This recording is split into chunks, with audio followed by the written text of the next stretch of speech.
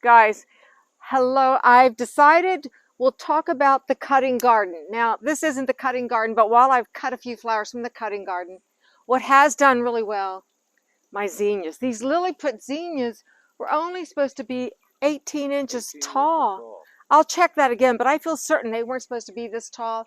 But wow, look how beautiful these are turning out. I'm going to go ahead and cut this. And because I want to show you what really hasn't performed well in my cutting garden. And it's behind, so we're going to walk behind, in front of Reg, and I'll show you the few things that I planted from seed, and direct sowed, and things that I started from my seedlings. And I have probably decided that I'm not going to worry with trying to have a small cut garden. You can see it's a tiny little cut garden. I've tried it for 2 years. I might not just throw the towel in, but what I've grown has never really been that successful. But what grows in the garden does. But this is a good place for growing garlic. It'd be great for Swiss chard. It would be great for some pepper plants. Probably not so much for tomato plants to get too wide. So I'm going to figure that out. But let me show you what I did plant from seedlings that I started inside, and then what I direct sowed May.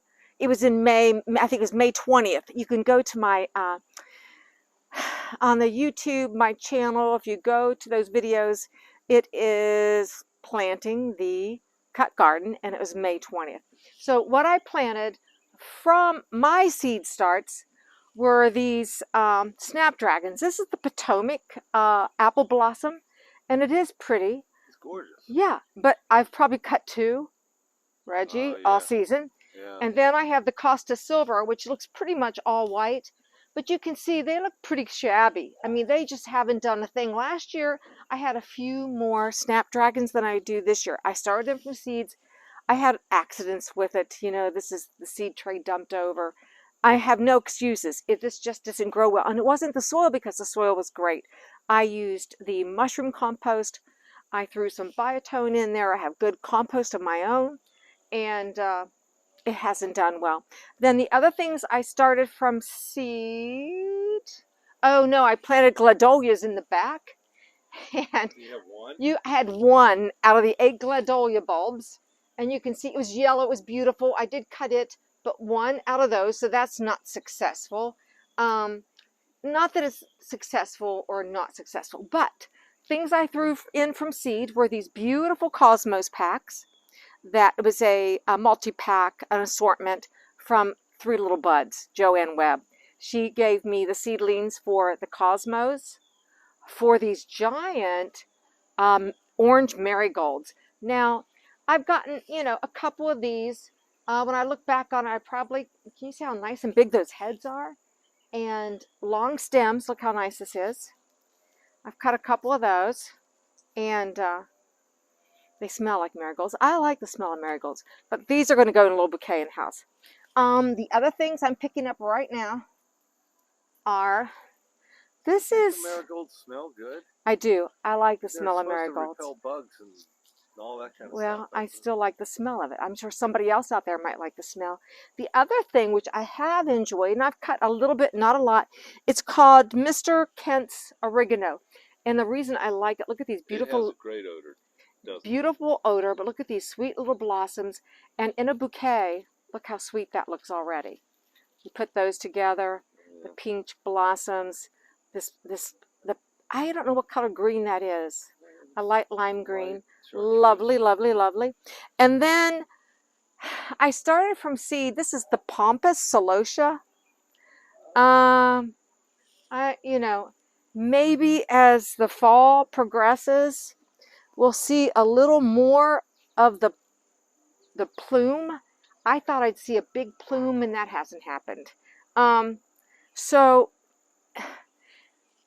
it's been fun, but not exciting. The hollyhock, this hollyhock bloomed, but the leaves had some kind of, I forget what it's called. Some of the leaves got a little deteriorated. It did bloom a little bit, and I have 3 others in the garden that I started from seedlings, and they are doing well. They may not bloom this year. I was surprised this one bloomed. They weren't supposed to till next season. So we'll see how it'll come back and see how it does. Of the other things that I started from seed that I love are my morning glories. And you just saw those in a video about how they've just taken over these hard edges of the compost pile and of the trellis in the bird bath garden, the island bed, and then how it's taken over the pergola out there in the main garden. But as for my cutting garden, it's not the way I was hoping it would be. So I probably won't do that again next year. I'll start a few things from seed that I've done well, like the morning glories and the zinnias. But as for a cutting garden, I think you're going to see vegetables. And that's, I know, something that we'll use. And will I miss a few of my cutted flowers? Well, I'll still probably throw some seeds out in the main perennial bed. And the zinnias give us such an impact. But anyhow, that's I would say it's my cutting garden assessment for me. This won't be a cutting garden. Look how it just looks crappy. Yeah. It looks, Reggie, what do you think it looks like? Overgrown. Overgrown and not cared for, not tended, it was like, I don't know how you take care of it. I just don't know. Now there's one cosmos out in the main perennial border because I threw some seeds out here before it flooded, and that's my excuse. But look at this. This cosmos will be a showpiece. I may not even cut any of those flowers and put them in the vase if they ever bloom. But look at the stalk on that thing.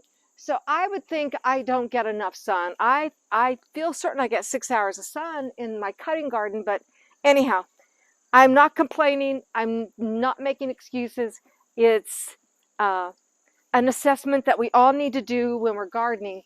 And one of my life mottos, I have two. Carpe diem, which is seize the day. And we did today, didn't we, Reg? A gorgeous day. I won't even go into it. And then the other one is, you don't always have to do what you've always done. So I'm not going to have a cutting garden next year. And if anyone has a comment about it, send it to me. You might persuade me to do it again. Anyhow, but for now, that is my cutting garden, and a little disappointed. So thanks for watching Gardening on the West Fork. I'll put these in a vase and they'll make me happy, and we'll see you the next time. Bye.